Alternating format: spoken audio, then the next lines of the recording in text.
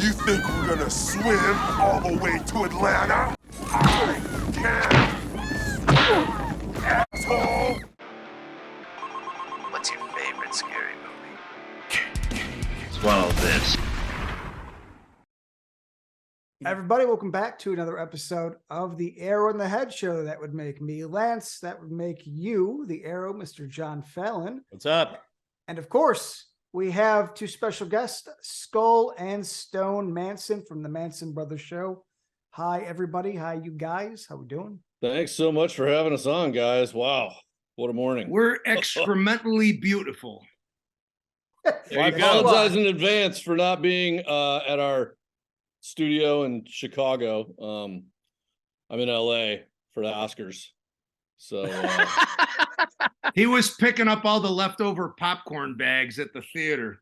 no, my buddy Oscar Rivas from Norm Reeves Honda. I came out to see him, and he's throws a hell of a party. So If I may add, Stone and Skull are the Manson Brothers. They saved the world once in a movie called the Manson Brothers Midnight Movie. Go ahead. Midnight Zombie Massacre. There you go. Yeah, pick a fucking longer title. It's so next time. memorable.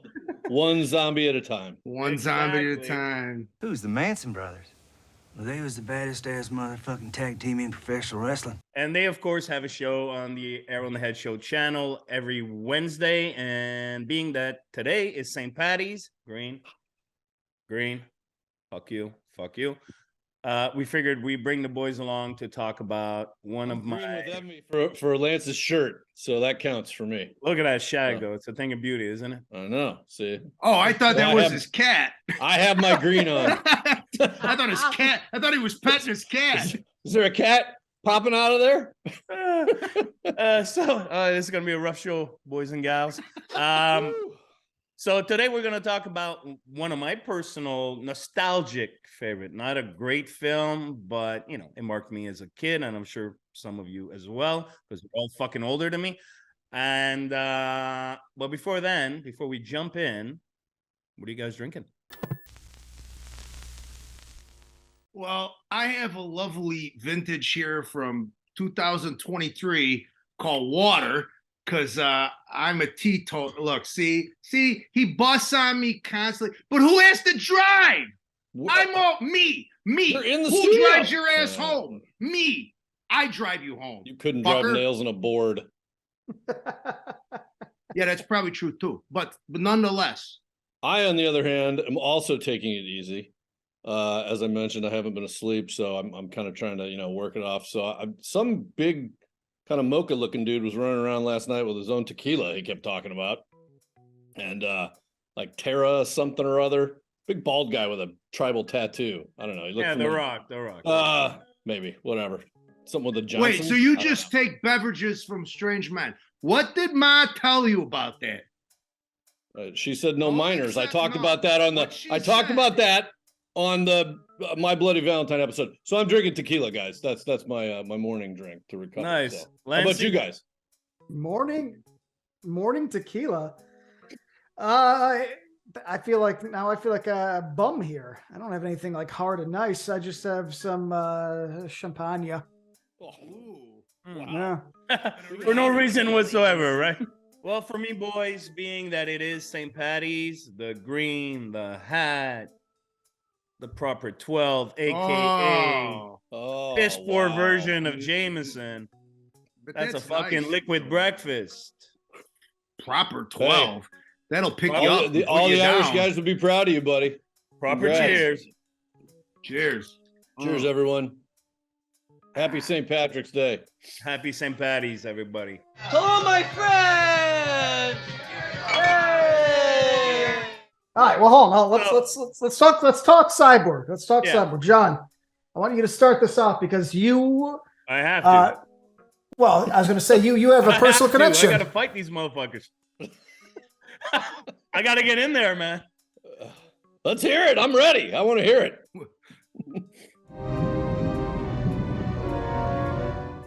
We're going to talk about Albert Pyun's 1989 Jean-Claude Van Damme starring Cyborg, which was incidentally the last movie from Canon Films. Oh, to was have it? a theatrical release. Oh, Yeah. I didn't know That was after Cobra 86, after Over the Top, which if I remember correctly, 87 or 88. And all those Charles Bronson films too. Yeah, they came before. Oh, did they? Okay.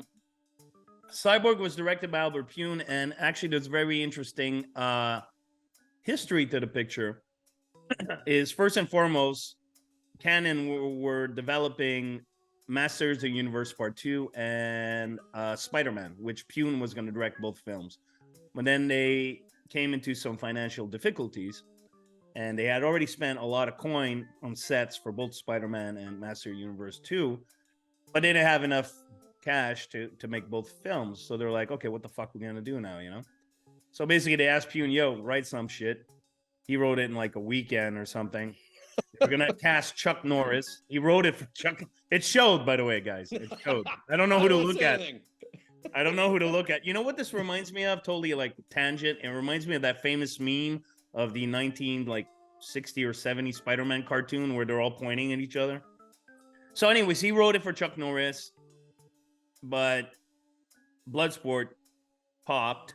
So basically, they got Van Damme to do it. And before we get into the actual film itself, which we all revisited, a little more history, Pyun did his cut, which, you know, included a narration, a lot of dialogue for Van Damme, a different score, and basically Canon said, "No, this is shit, and we're gonna take it away from you." And when Canon says it's shit. Exactly. I think Pyun had more of an artsy, and, you know, God rest his soul, by the way, as he's passed. He had more of an artsy auteur vibe that didn't really mesh with what Canon was trying to do.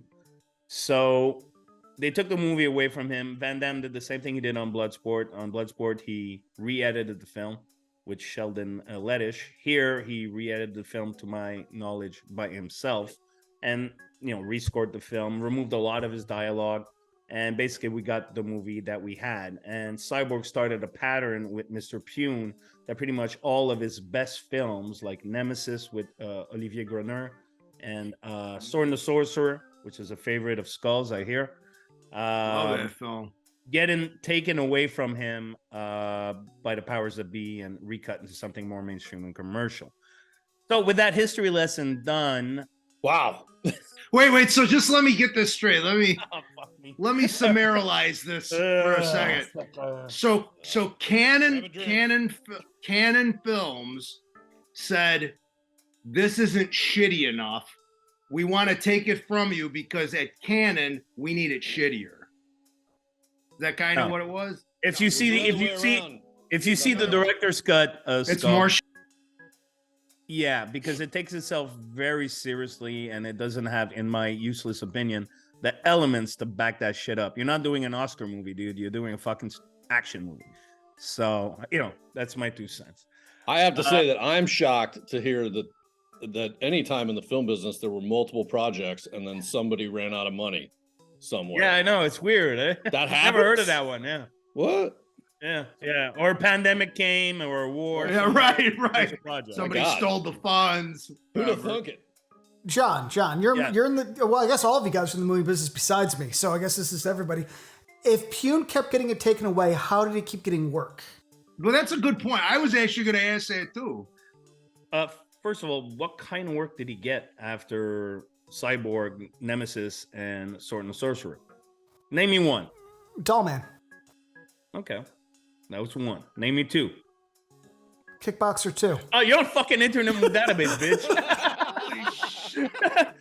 For a minute, I thought he was pulling that shit out of his ass. Job, Lance. Looking on the screen. Job, Lance. I'm just asking. Well, I'm asking because, like, well, when we'll get into this, but my curiosity is, like, why would this guy keep getting work, though? I mean, even still leaving because a movie. he was cheap. Oh, so you think it's more of a turnaround? He knew how to shoot on a budget, and, you know, I don't want to take anything away from Pyun, but he had a really great eye. You know, even though things are re-edited. Was it the left one or the right one?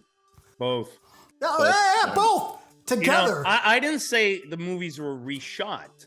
I said they were re-edited. So the coverage is a coverage. So he has a great eye. Yeah, but he does. He's the way his compositions are in the shots is really. I thought it was really good. You look at maybe Nemesis. That's a great example. By the way, I don't know if you guys know this or have paid attention to the show ever, but my brother, who doesn't know anything about anything, just is somewhat of a cinephile savant. So, hey man, I never did none of that shit. It's against the law. Mm-hmm. Yeah. So just you're being forewarned. So. Oh, okay. So on this rewatch, gentlemen, Lance, I'll start with you. What did you think of Cyborg? I don't want a good Ken movie. I want something kind of dumb like that. That's my bread and butter. I was like, okay, I get real dumb, get real goofy.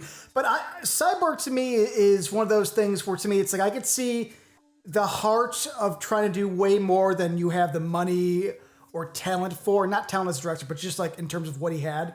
And I like a good cheesy post-apocalyptic movie. I love the fact that the bad guy is just so over the top. Van Damme, it's funny because I think we're going to actually have a disagreement. I think he's kind of weak in this personally. But my love for Van Damme will seep into this. So my whole thing about Cyborg is I don't think it's necessarily one of his best on my mind, in my opinion. But I think that this is creative enough and cheesy enough where it comes together and gives me this just real like charming movie. And I'm going to say it again, the bad guy, and I wrote his name down because it's a weird name. He's a surfer, actually, in real life. Vincent Kiln. Yeah. Is that how you say his name? Is it Klein? Is it Klein? I thought it was Kiln. I don't know. Kiln? Or Glyn? Vincent you Glyn. meet together, we're not going to be good at this because I can't spell or pronounce for shit. Neither can okay. me, trust me. I know. With our powers combined. But he, to me, is the reason I think I love this movie as much as I do because he's the kind of 80s villain that I dream of. He has a great line, the great line. Well, there's Go a to few hell. And then he, been there. But I gotta remember, but he scoffs, he goes, huh. Go to hell. Been there. It's like, what the fuck? Dude, the opening line, I think, is like, my love for this is directly this. It goes, restore it? Why? I like death. It's just this cartoon film. I like the pain. I like the suffering. I like the misery. I like this world. I think it's a flawed movie, but it's a canon film with Cyborg, and they spent like $400. It is exactly what I expected. I think, flaws aside, and we'll talk about flaws, I'm stating on the internet, I like Cyborg. I think Cyborg is a fun, dumb movie, and I get a lot of joy out of it. Stone Manson, you fought zombies, so I'm sure you were able to survive Cyborg, right? Well, yes, it's interesting because I had not seen this movie since I was much, much younger. And was this was the follow-up to Bloodsport for Van Damme? No, I think after Kickboxer. Wasn't there Black Eagle? Wasn't that? No, Oh, this came but he had after a small role Kickboxer? in that. After. But that was actually a good thing because, like Lance, I'm a sucker for a good post-apocalyptic movie. They're generally some of my favorites. And did I hear somebody say that Cannon also did Cobra? Of course, yeah. Okay, so this is awesome because as soon as I got done watching Cyborg, which was on, the next thing that it led me to was Cobra, which I recall being one of my favorite movies. And then when I rewatched it, it was still good, but I never realized just how cheesy it was. Like, it's just beyond cheese. Okay, we're not even going to open. But I know we're not covering that. No, so I like Lance. I enjoyed Cyborg. I mean, it was an entertaining watch. We'll get into the beefs later. Until like the last 5 minutes of the movie, I really enjoyed it. The antagonist went to the George the Animal Steel School of Acting, and I mean that's pretty much all he did was scream the whole time. It was awesome, man. It was like it was horrible. Continuous load.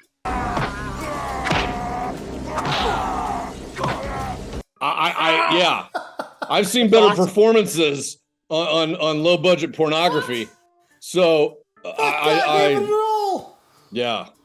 This guy's in the wrong business, man. He could have been flexing those abs and doing something much more enjoyable than fighting Van Damme.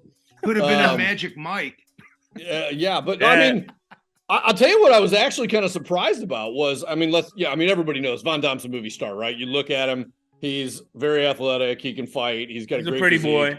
Yeah, and he's really good looking. I mean, so that's Yeah. like the combo, and he's got a screen presence. I was shocked that they had a guy that I actually thought had a better physique as his, opposite in this film. And if you notice, that probably never happens again in Van Damme's career. But I enjoy, again, cheesy rewatch on a post-apocalyptic movie. I kind of enjoyed it. And I agree also that it was probably Van Damme's weakest performance I've seen him have. But in this scenario, he could get away with it because he was like Sir Laurence Olivier compared to the rest of the cast. So, yeah. At his worst, he's still charming with his like broken, weird English and like, yeah, I'm doing this for the money. And by the way, that's part of the appeal. He's got that cracked, kind of whatever Dutchlish or whatever he's speaking, and Flemish. At the end of the day, in Skull, I'll get to you in a moment, just because you got a sexy hat. Is at the end of the day, it's a Western. You got the bad posse, you got the silent, mysterious man, and all that shit. And that's one thing I think Van Damme, because you guys didn't see the Renegade cut, that's what it's called, of that's what it's called, of Cyborg, Pyun's cut. Way more dialogue by Van Damme, way more dialogue. So Van Damme kind of took a page from Stallone with First Blood, because the first cut of First Blood's, same story. Was like over 2 hours long, and Rambo had monologues, and the movie came out, and everybody's like, this is garbage. And Stone was like, give it to me, let me fucking cut it. And he cut all his fucking dialogue. Less is more. So now you watch First Blood, it's a man who's defined by actions for the duration of the picture until the end, where everything comes out in that one monologue. Brilliant. And Van Damme did the same with Cyborg. He cut out all of his fucking dialogue, and he's basically one line here, one line there. He's more like the man with no name, which was, It's kind of the Steve McQueen plan too, man. Steve McQueen was the same way. He was a less is more dialogue guy. He would go through the script and just redline. I'm not saying that, not saying that, not saying that, which is odd for an actor. Because usually they're fighting over how many lines they're getting in there, especially if they're the star. Filmmaking is a visual medium. Yeah, which is ironic because my next film, Break, is so fucking verbal that even I was reading the script that I wrote with Kevin, my star and my co-writer. I'm like, fuck, it's too much fucking dialogue here. Blah blah blah blah blah. It's a visual medium, man. You communicate through pictures.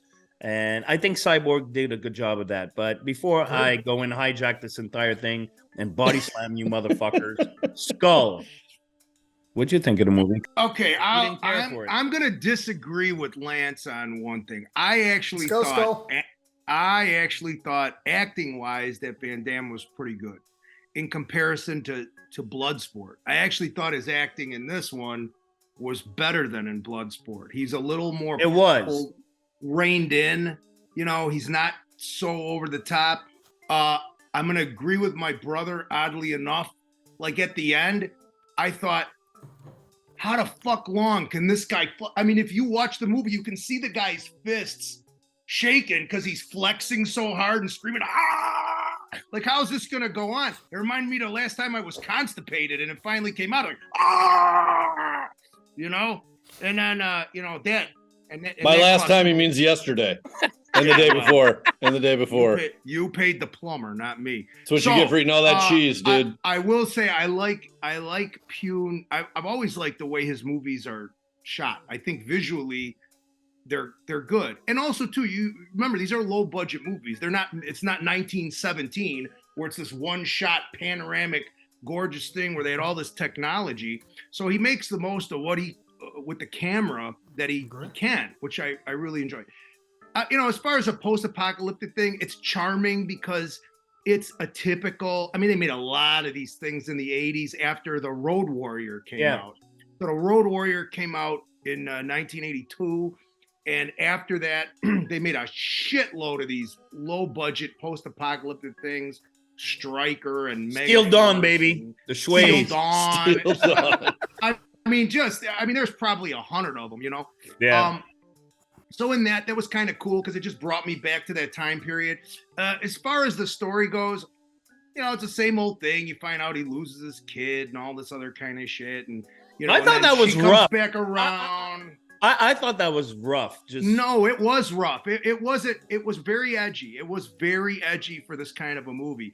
I did not like the fight scenes. I thought the fight scenes were weak. I thought they were choppy, and I didn't think they got were the cutting. best. They were cutting. Right.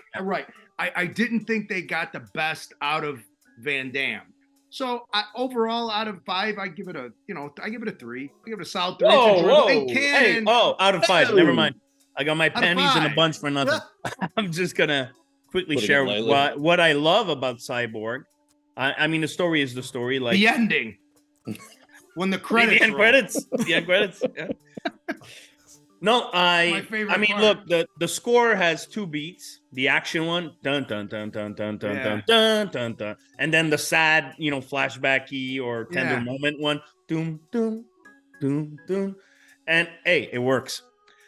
For me, Cyborg's about the action scenes.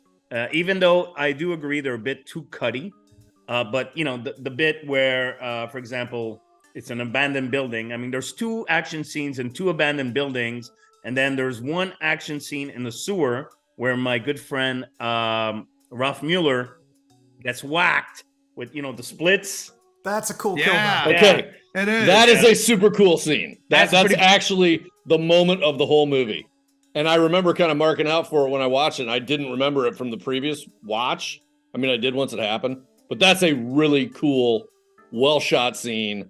That's just like, wow, that's badass. I mean, and that's Van Damme, right? That's Van Did Damme anybody doing up else- the splits. Yeah. Did anybody else catch the guy that played Swede in Heartbreak Ridge at the beginning? He was one of the when they first show the Is he the really the- big muscular the- dude? And yeah.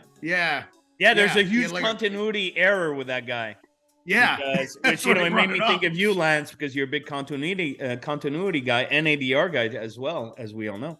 But the movie opens with that dude and Cyborg running away, and he's being followed by these, pirates. And one of the pirates is that dude. And, he has a beautiful slow motion profile shot of him walking. And then it cuts to the whole gang with, Fender, I think his name. They're all named Fender, after yeah. guitars, by the way. Yeah. Fender in the middle. And that dude is there, part of the gang. They're all Yeah. walking. I'm like, but Yeah, well, I noticed that too. So I thought, funny. is that are they really all named after guitars? Yeah, Yeah. Gibson, Yeah. Gibson Rickenbacker, Really? yeah. Gibson. Yeah. So the whole time I thought they were calling the guy Bender, like the dude from Futurama. So Fender. I was laughing. At Bender, that. you knucklehead. Bender, what are man. you, me today? Yes, the action scenes are a little too cutty, but there's still some really standout bits, like when Van Damme gets his leg caught and then the spike comes out of his shoe and he does that. Yeah. It's like helicopter kick. Yeah, that And was cool. what the Yeah. Fuck. It's fucking awesome. Or when he wiggles from and I always remember The this. crucifix or whatever. Yeah, that's Crucified, Conan the yeah. Barbarian ripoff moment. Yeah, totally. Yeah, totally. Yeah. But when he's hanging from like a pole, and then he comes down, and he lands and right away, bang, shoots one guy with the music, dun dun dun dun dun, the same fucking music we heard, but it's so cool that It has its moments for sure. I Yeah. mean, there are standout moments in the movie for sure. I think if look nowadays these action movies, they're a dime a dozen. Really, it's hard to make one that stands out, and it's always the same trope, right? It's like he's a fully trained, whatever he is. Everybody wants to be John Wick or Mel Gibson and Lethal Weapon or whatever, but and that's fine. I mean, there's only so many stories you could tell, right? I want a movie of the guy who trains all these specially trained guys. That's what we need a movie about, right? I don't. I mean, No. John Wick. Kudos to John Wick because it shows the amount of training and work that Keanu Reeves goes through to Yeah. execute those fucking insane choreographies. But Let's Would you do it for contrast $20 that million with a picture? You do Oh, it too. dude, But it's let's a beautiful thing to contrast get that with the trained, huh? lack of talent that Matt Damon had in the Bourne movies. So they had to cut him up so much Oh, to yeah. make it look like he Oh, knew. Cuddy, what I he hadn't. was doing. Here we go. You guys better switch topics real quick, or you're Yeah, gonna all get right, on a Cyborg. I tangent. couldn't bust a grape in a fruit fight, and that's true. I agree with Skull Stone. That's the Sorry. first time anybody's ever said that before, by the way. Yeah, so. but he's got a sexy hat, so fuck you.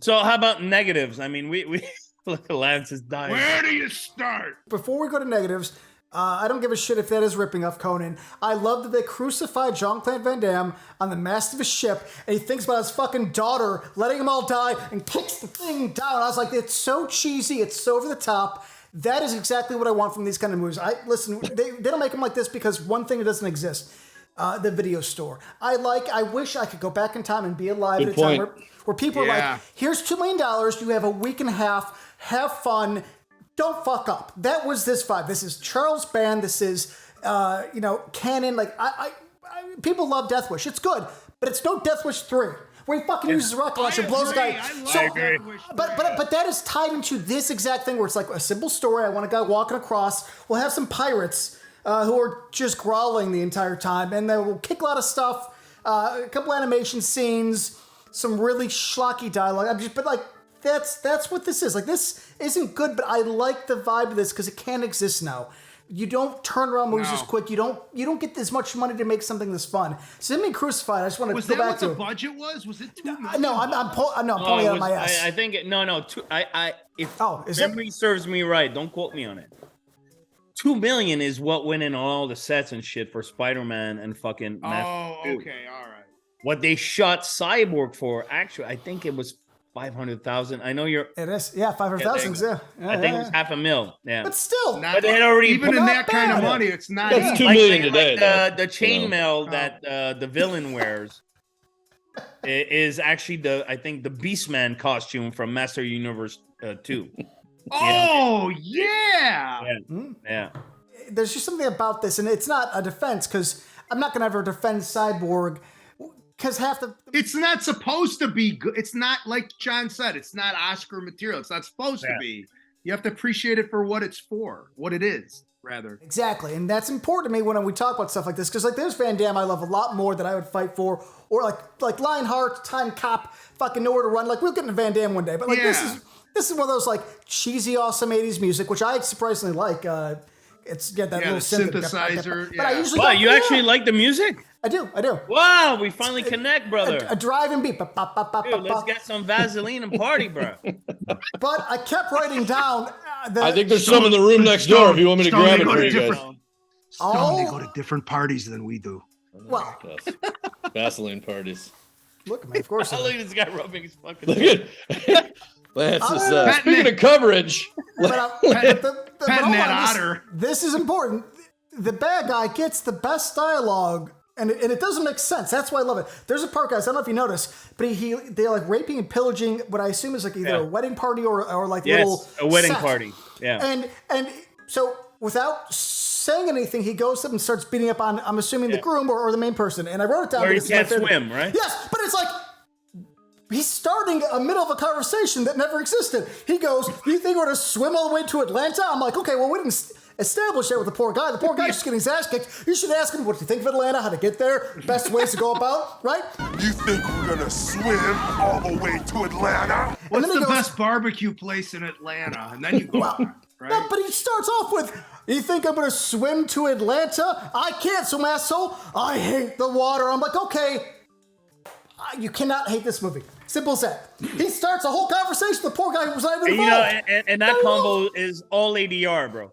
Well, this whole movie's ADR. I was just about to say. I was just about to say. I don't think that's that guy's real voice. Even. If Lance is an ADR fan, that's why you like this so much, because this entire movie is ADR. No, he just picks up on ADR like a fucking. I hate ADR because I could hear it. I could hear the tone, like the wavelength is different. Yeah. But because this movie, the entire thing is, I actually can't like talk shit because it's like, well, I don't like ADR because usually it's not done well or it's not polished enough. But if you're going to do the entire thing, it's like, okay. And you're right. I don't know if this guy's voice is this. And I don't want to look that up because in my heart, I want him to sound this weird. It's not. The guy was a New Zealand actor. I mean, I seriously doubt Oh, shit. He does look like a more...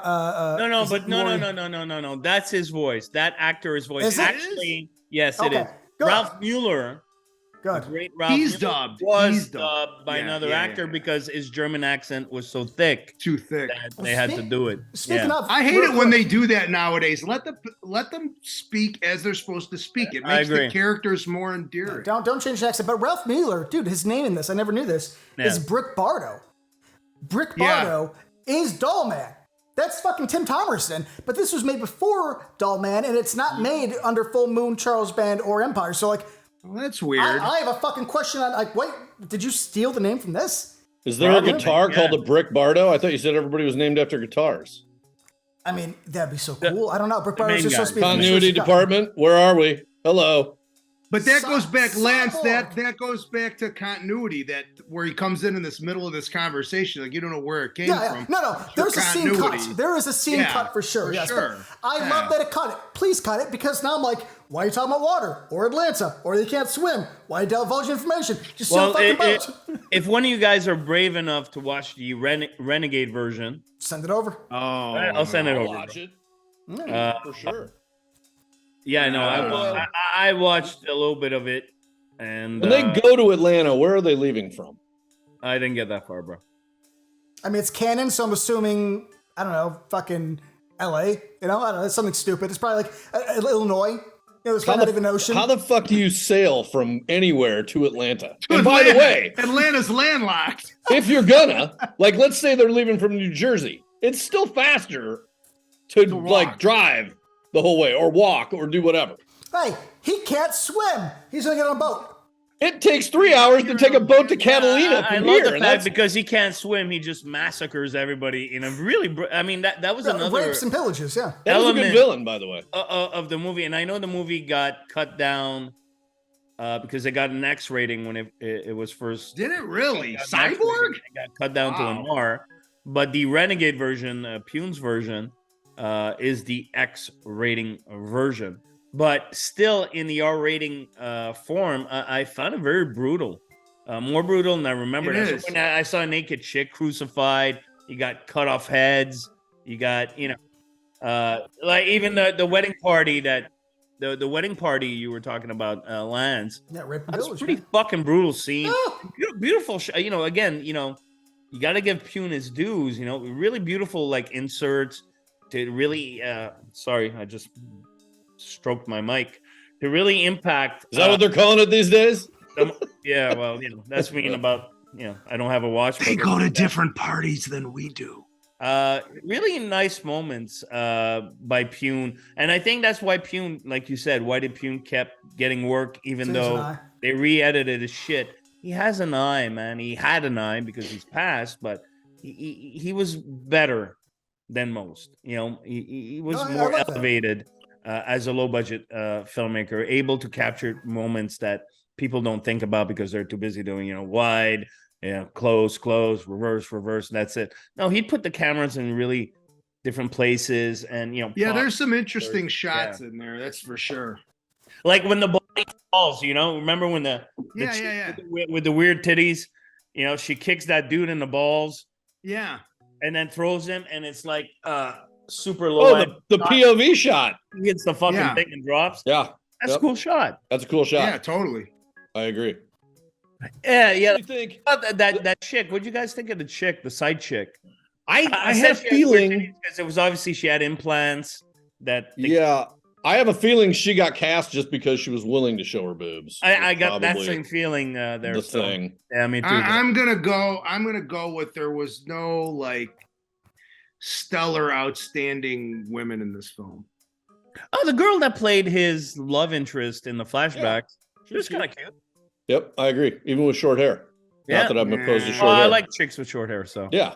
Wouldn't they all sleep in the living room now? That was my only thing. It's like, you're by the only fucking giant window where people could get in.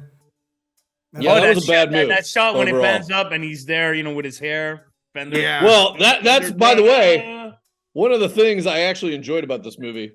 The bad guy he's really cool looking. I mean, there's no doubt about it, and I appreciate a good change. Yeah, he looked neat. He had a really interesting look. So But when he didn't look cool was when they show the early shots when he's got like the disco earring and the hair before he had it pulled back, and the even worse sunglasses. The flashback, you mean, right? Yeah. When he's got the chick repellent. Well, he's a younger dude. Stuff. Well, chick repellent. They evolved his look pretty cool for when he was actually older and this super bad guy. So that was actually a cool thing. And I agree. As we go back to the Ralph Miller shot, like there were some shots in this film that were super cool and very ingenious. That one with the splits being number one. I mean, the whole thing is just totally badass looking.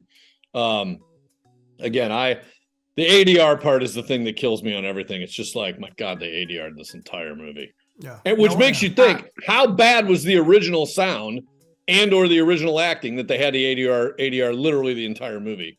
So or maybe maybe they went out to shoot it that way. They just decided, hey, we're gonna loop the whole thing. Maybe, yeah, but I mean, actually, one great moment, totally random, when in the opening he gets whacked and winds up like under a bunch of rubble, and then continues, and then I like that. Yes, little moments like this is what makes this movie like stand out. I mean, it's when you see it, you're like, hey, he's Van Damme, he's good. Yeah. That's good. Well, it begs the question. We were talking earlier about the crucifixion scene, and you start to think that in every Van Damme movie, there's that one scene where he looks like he can't see anything, and he's just blindly screaming. And then he does it in Kickboxer when he's whacking the bamboo tree, right, with his shin, or he's whacking the crucifix with his shin. It's every time there's some kind of wood breaking scene that winds up with more screaming, which this movie did not need, more shrieking from men or anybody for that matter. But there's always kind of that Van Damme scene. I mean, that's like a Van Damme thing. Another thing I love about Van Damme movies in general, and it was showcased in Cyborg, is that when the final fight happens, at first, usually the bad guy whoops Van Damme's ass a lot. Then it becomes a bit give and take. But then there's always that one little moment where, okay, it's over for the bad guy. It's the annihilation of the bad guy will begin. And I think in Cyborg, it's when he kicks the door from inside the car. Yeah. Yes. Because he's trying to get to the girl, Yeah. Doing his shtick. He kicks the door and then he comes down in slow-mo, exactly, with the rain and slow-mo. And then I'm like, oh, okay, it's on. It's over for that guy. Yeah. It's over. Yeah. Go with God. You're dead. Yeah, take it home. That's the end of it. Yeah. So I love that. Even, Lionheart, somebody said before, Lionheart has a similar moment with, I think his name was Attila the Hun, actually, the big kind of fat dude. Big dude. Attila. Yeah. Where, he fucks him up, and at some point you see that there's a shift, and oh, okay. Same thing with Lance Henriksen in Hard Target, where okay, it's your ultimate destruction is coming now. The only time that never happens is in a Seagal movie because he never lets anybody get over on him. No, he got punched once. Did he? To my knowledge. In The Glimmer Man. And dude, we're still gonna play that scene even though we're talking about Cyborg. But in The Glimmer Man, Seagal's going at it with the fucking, henchman. And the henchman sneaks up on him and gets him in the nose. And I think it was the first time I ever saw Seagal bleed in a movie. Like in a hand-to-hand fight, not like when they have him tied and beat him up with it.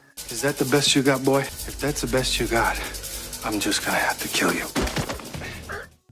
That's awesome. But moving on to Cyborg. Bad wigs. A lot of bad wigs.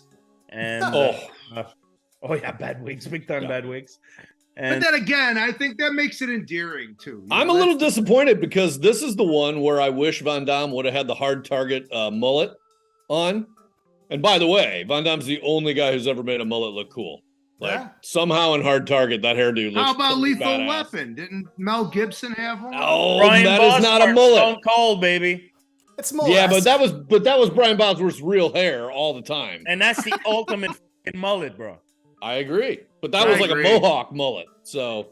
Oh yeah, he ain't playing. It's like a skunk, Don't you gotta have Wilford Brimley running around with it, trying to fake an accent he can't do? But it's French accent. Don't talk bad about Wilford Brimley. Hey, it's the right thing to do. He's the oldest looking 39-year-old ever. Only dude that was playing guys in their 80s when he was 39 years old. Yeah, he's in Cocoon. He was like 26 years old. Well, in The Natural, he was a year older than Robert Redford, and he played the grizzled old manager. Robert Redford was play a guy in his 20s. Oh, shit.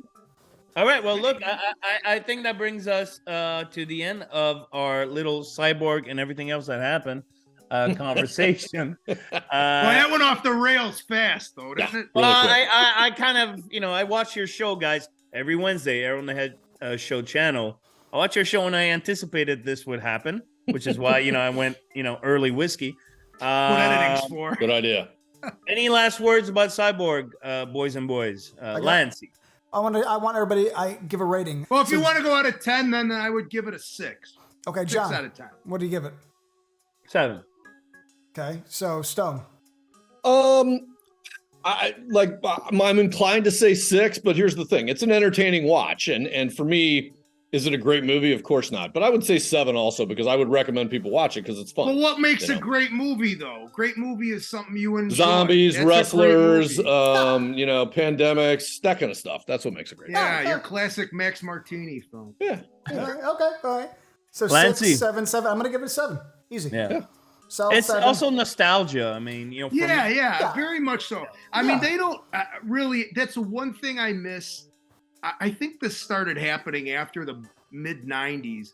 Was up until that point, you could look back and like each decade was very distinctive from the other. Like you could tell a 60s film, 70s film, an 80s film, early 90s. Sometime after that, they all kind of sort of look the same now. Like you can't tell, is this from 2005? Is it from 2015? Is it because there's no distinctive like dress and styles and music and this and that. It's all sort of the same. And I agree with you. I think it's nostalgic to the 80s, to that period in time. I mean, as soon as I started watching it, brought me right back to the 80s. And that was really cool. And I enjoyed that a lot.